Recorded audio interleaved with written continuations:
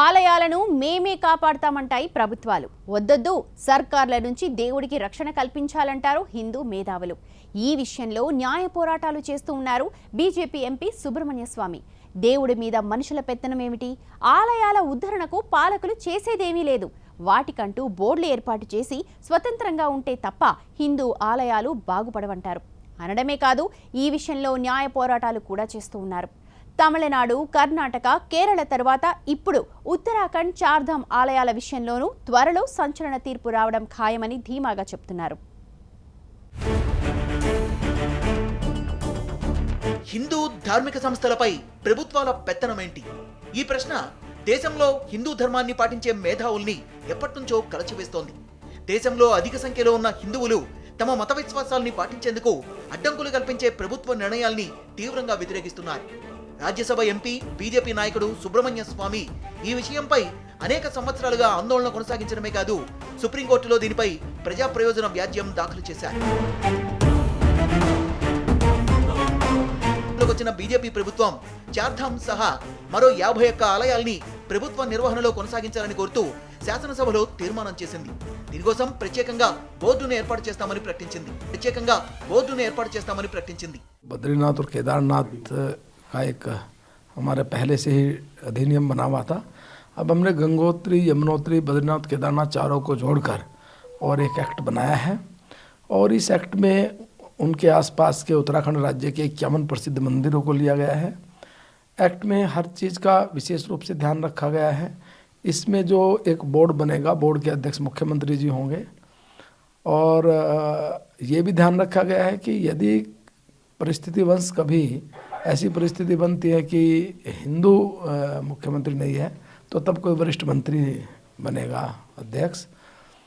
Board में यहाँ के विधानसभा सदस्यों को भी एक निश्चित किया गया है.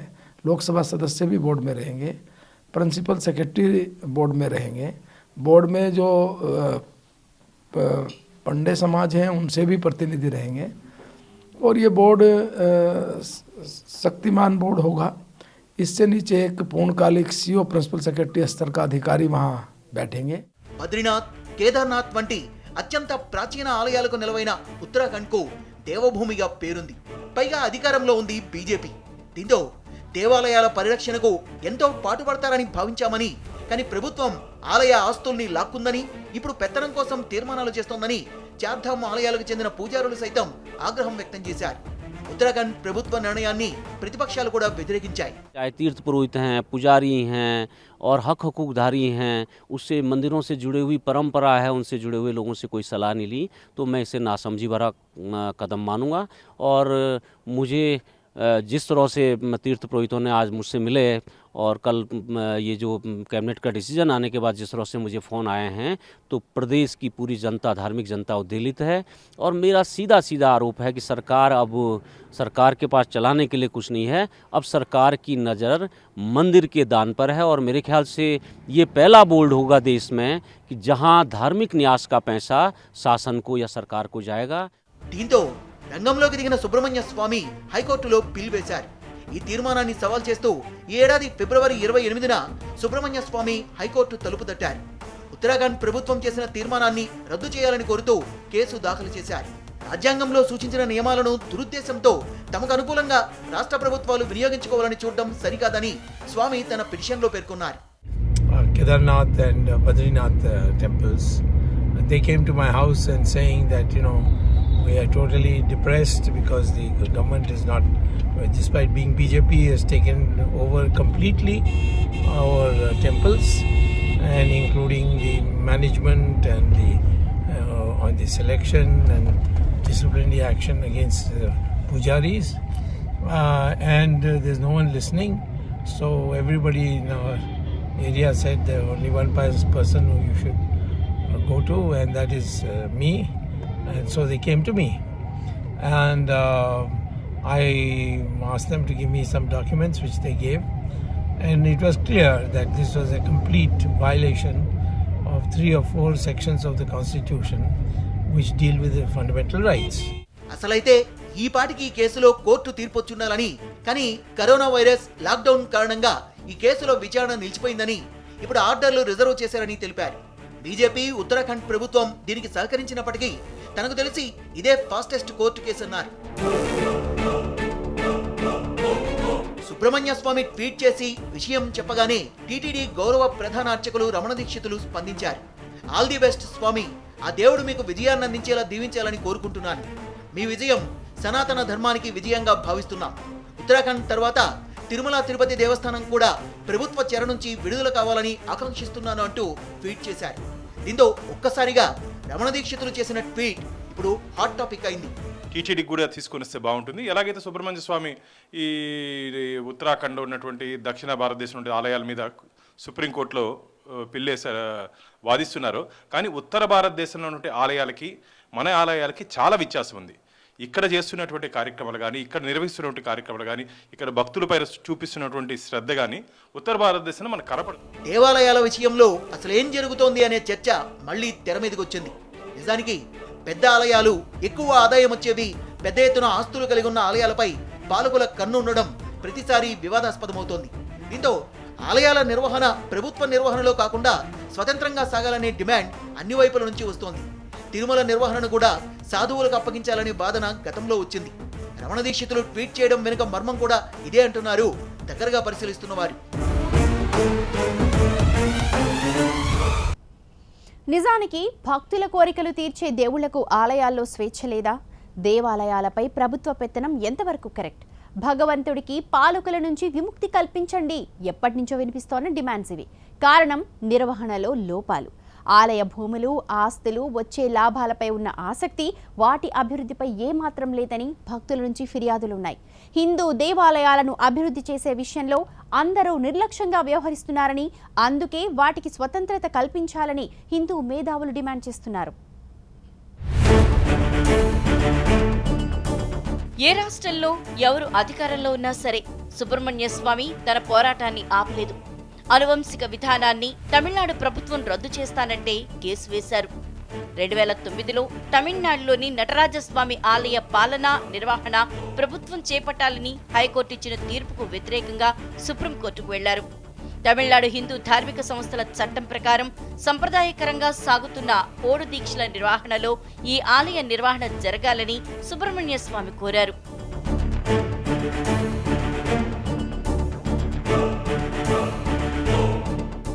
నిర్వహణ లోపాలున్నాయనే కారణంతో ప్రభుత్వం పెత్తనం చేయాలనుకోవటం భారత రాజ్యాంగంలోని 26వ అధికరణాన్ని ధిక్కరించటమేనని ఆయన వాదించారు.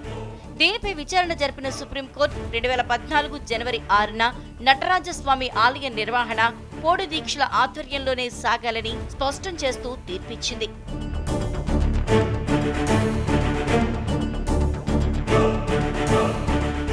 అలాగే కేరళ ప్రభుత్వం హిందూ ధార్మిక సంస్థలపై పెత్తనం చేయడాన్ని వ్యతిరేకిస్తూ 2018లో సుప్రీంకోర్టులో కేసు వేశారు.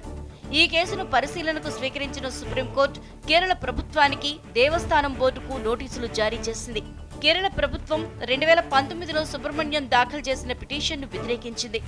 ప్రస్తుతం ఆ కేసు కొనసాగుతోంది.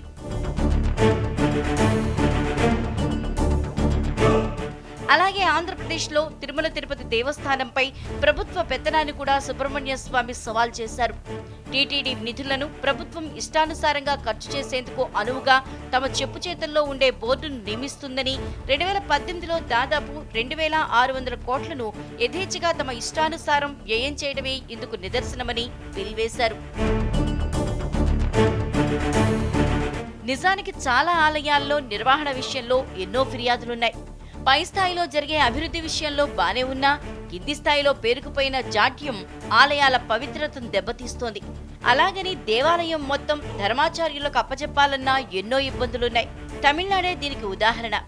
ఎన్నో గొప్ప ఆలయాలకు నెలవైన తమిళనాట ఎప్పటినుంచో స్వతంత్ర వ్యవస్థ అమల్లో ఉంది. ఇప్పుడు ఆ స్వతంత్ర వ్యవస్థ కూడా ప్రమాదంలో పడింది. 1966లో పివి నరసింహారావు గారు ఏర్పాటు చేసినటువంటి దేవాదాయ చట్టాన్ని తెలంగాణలో యథాతథంగా తీసుకొస్తే అప్పుడు తిరుమలలోకి అన్ని దేవాలయాలకి అద్భుతమైన చట్టం అది. 1966 వంశపారంపర్య నాదస్వర విద్వాంసులు, వంశపారంపర్య క్షురకులు, వంశపారంపర్య డప్పు వాయించేవాడు, వంశపారంపర్యంగా కొమ్ము వాయించేవాడు, దీప్టి పట్టేవాడు, చాకలివాడు, అన్ని కుల వృత్తులకి కూడా వంశపారంపర్య అధికారం ఉండేటట్టుగా ఆ చట్టంలో ఉన్నది. 1987లో అర్చకులని చూపించి అందరికీ తీసేశారు. స్వాతంత్రం వచ్చాక ఆలయ వ్యవస్థపై పాలకులు సరికొత్త వ్యవస్థను సృష్టించలేకపోయారు. అందుకే ఎన్నో వివాదాలు ఇప్పటికీ కొనసాగుతున్నాయనే విమర్శలున్నాయి. దేవాలయ వ్యవస్థను నిర్వీర్యం చేసేందుకు అప్పట్లో బ్రిటిష్ వాళ్లు రిలీజియల్ ఎండోమెంట్ యాక్ట్ 1863 చేసి హిందూ దేవాలయ వ్యవస్థను ఈ చట్టం కిందకు తెచ్చారు. ఇప్పటికీ అదే ఛత్రఛాయలో నడుస్తున్న దేవాదాయ ధర్మాదాయ శాఖకు పట్టిన మకిలి అంతా ఇంతా కాదు. పాలకులకు కూడా దేవాలయాల అభివృద్ధిపై అశ్రద్ధే అనే అపవాదు ఎప్పటినుంచో వినిపిస్తోంది. ప్రభుత్వం పని ఏంటి? సెక్యులర్ ప్రభుత్వం, అది కూడా it should stay away from the religion. మతం నుంచి దూరం ఉండాలి, మత సంస్థల నుంచి దూరం ఉండాలి, రాజకీయం నుంచి దూరం ఉండాలి. అంటే వ్యవస్థలో రాజకీయం జొప్పించబడుతుంది.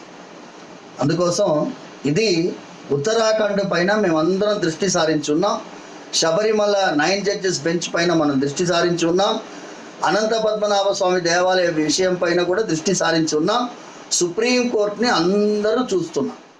ఇటు తెలుగు రాష్ట్రాల్లో లక్షల ఎకరాల ఆలయ భూములు అన్యక్రాంతం కావడానికి దేవాదాయ ఉద్యోగుల అధికారుల నిర్లక్ష్యం ప్రధాన కారణం. ఆలయ భూములను భూబకాసురులు కబ్జా చేస్తున్నా పాలకులు కళ్లప్పగించి చూడటం మినహా ఎలాంటి చర్యలు తీసుకోవటం లేదు. దేవాలయాల ఆస్తులను యథేచ్ఛగా అన్యాక్రాంతం చేసుకున్నారు. హైదరాబాద్ తోటి మొదలు పెడితే ప్రధాన నగరాల్లోపట విలువైనటువంటి లక్షల కోట్ల రూపాయలైనటువంటి దేవాలయాల ఆస్తులు ఈరోజు అన్యాక్రాంతమైనాయి. 32,000 పైచిలకు దేవాలయాలు ఈరోజు ఎండోమెంట్ శాఖ తన పరిధిలో పెట్టుకున్నది. ఈరోజు కూడా ఆ 32,000 దేవాలయాల్లో కూడా 27,000 దేవాలయాల లోపల ధూపదీప నైవేద్యాలు లేవు. లక్షల కోట్ల రూపాయల నిధులు, దేవాలయ నిధులు ప్రభుత్వ ఖజానా లోపల ఉన్నాయి. అందుకే మేము ఈరోజు డిమాండ్ చేస్తూ ఉన్నాం, ఇంతకాలంగా చట్టం ముసుగు లోపల మీరు దేవాలయాలకు శాఖకు సంబంధించినటువంటి నిధులేంది, ఎన్ని ఆస్తులు ఈ ప్రభుత్వాలు తమ ఆధీనంలో ఉంచుకున్నాయో ఒక శ్వేతపత్రం విడుదల చేయాల్సినటువంటి అవసరం ఉంది. దేవాలయాల ఆస్తులను ప్రభుత్వాలే కబ్జాలు చేస్తూ ఉన్నాయి. ఒక్క హిందూ ఆలయాల విషయంలోనే ప్రభుత్వాలు పెత్తనానికి దిగుతుండటంతో వ్యతిరేకత కూడా పెరుగుతోంది. అందుకే న్యాయం కావాలంటూ కోర్టు కేసులు, విచారణలు జరుగుతున్నాయి. ఆలయాల నిధుల్ని ప్రభుత్వాలు ఇష్టం వచ్చినట్లు ఖర్చు పెట్టడాన్ని తప్పుపడుతూ లెక్కలు బయటికి తీస్తున్నారు. అనువంశిక పద్ధతుల్ని కాలరాసే విధానాలను ప్రభుత్వాలే విరమించుకోవాలని కోర్టు మెట్లెక్కుతున్నారు. అందుకే ఉత్తరాఖండ్, చార్ధామ్ సహా మిగిలిన విషయాల్లో ఎలాంటి తీర్పు వస్తుందా అని ఇప్పుడు ఉత్కంఠగా, ఆసక్తికరంగా మారింది. ప్రభుత్వానికి వ్యతిరేకంగా తీర్పు వస్తే ఈ ఉత్సాహంతో మరిన్ని దేవాలయాల విషయంలో న్యాయ పోరాటం జరిగే అవకాశం కనిపిస్తోంది.